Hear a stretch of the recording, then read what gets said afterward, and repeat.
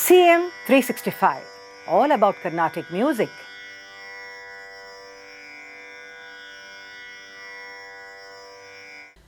In Indian classical music, we see that the drone instrument, whether it is a tanpura or a Shruti Box or whatever, is very, very important in terms of the creation of the music itself. So the drone instrument, whatever the gamut of notes that are played, along with the Adhara Shadja that is predominantly seen there, we see that is the pitch in which the artist is going to sing.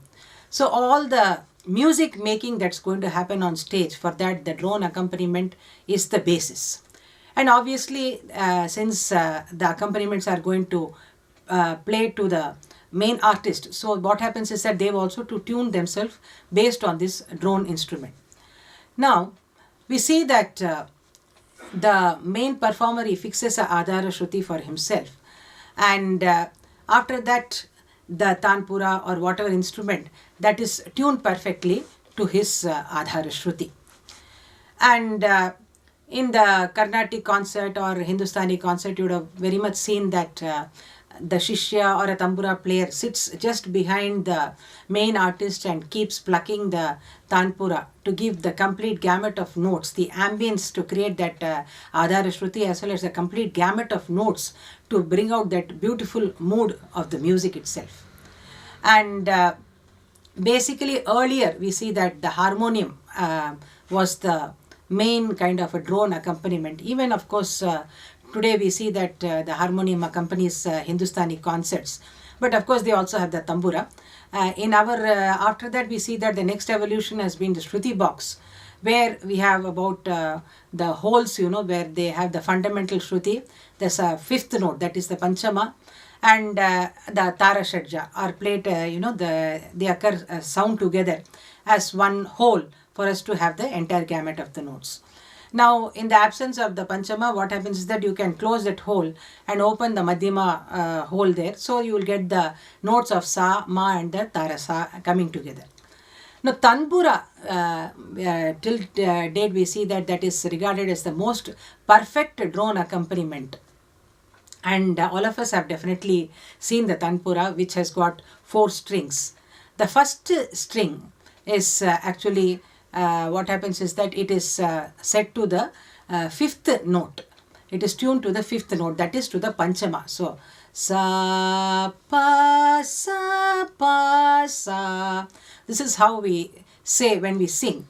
But the gamut of notes, how they occur in the Tambura is like Pa, Sa, Sa, Sa, Pa, Sa, Sa, Sa, Pa, Sa, Sa, Sa, which means that the first string is tuned to the Panchama, the middle 2 strings are tuned to the Tara Shadja, and the 4th string is tuned to the Adhara Shadja of the musician.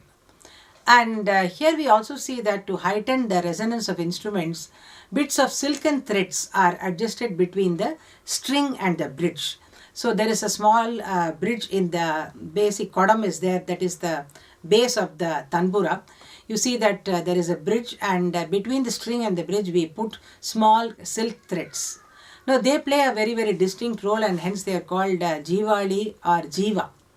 Jiva means the life. And what happens is that when this particular silk thread, you keep moving it in very deftly in a very subtle manner, at one point of time you see that there is a heightened kind of a resonance happening here, and the vibration is also very, very beautiful. You can see the difference when you're moving that silk thread. At several points it will be, the sound will look very plain, but at one point you will see that it just vibrates out so beautifully. And that's why, because of the fact that it gives life to that particular every tone that is in the tanpura, it is called the Jivali. And when plucked in succession over and over again, we see that this entire gamut, the continuous drone, is produced in a beautiful manner. Now the tanpura basically has got 2 principles. One is the sympathetic vibration which is happening, and the second thing is observance of summation of tone. Now if you look at the tanpura, it is a very, very big art, in fact, to tune the tanpura perfectly. It's not at all an easy joke. And I myself have seen over this 25 years as an organizer, how all the great maestros, they used to come to the green room, sit there, and for more than half an hour they will be just trying to fine tune the tambura. This does not mean that the tanpura was not tuned. It was tuned perfectly. But the high level of perfection that they're imagining, where they feel they're very satisfied with the tonal gamut of the sound, till then they keep on adjusting very minutely all the strings, tightening, loosening, and then trying to use a jiva and try to, even there are some smaller beats, at the end where you can fine tune the instrument, the notes further. So all this is done. So the fine tuning and the tuning of tanpura itself is a very, very big art. And we see that when all the four notes are perfectly tuned, actually when you keep it in your ear like this, you will be able to hear the Tarasthai Gandhara resonating from that. So in fact, all the maestros, you would have heard them say that when a perfectly tuned tanpura is there, when you keep it near your ear, you will be able to hear the Tarasthai Gandhara, which means that you can understand that the perfection of the tambura tuning, what has happened here is that the perfect tambura has been tuned very perfectly. And we also see that the sunadam is so great that a well-tuned tambura can create a beautiful musical ambience. This even in Hindustani concerts, especially we see that before they start, the two tanpuras at the back of the musician, they keep on playing it for about 5 minutes to create that kind of ambience, for the audience also, so that the mood is set right for the music that is to follow here. And thus we see that even in the case of this drone, unlike a Shruti Box where it is just manually you are playing the instrument, here it is very difficult. In fact, a tanpura player is not, again, it's not very easy to play the tanpura for 2-3 hours continuously, because your shoulder will ache, and you also the way the plucking is done, you need to have expertise on that. If the sound has to come very smoothly and rounded and with full resonance, then you have to be really have training in terms of even playing and plucking the tanpura. Otherwise, each string will sound distinct and sharp, and that continuity and smoothness will not be there.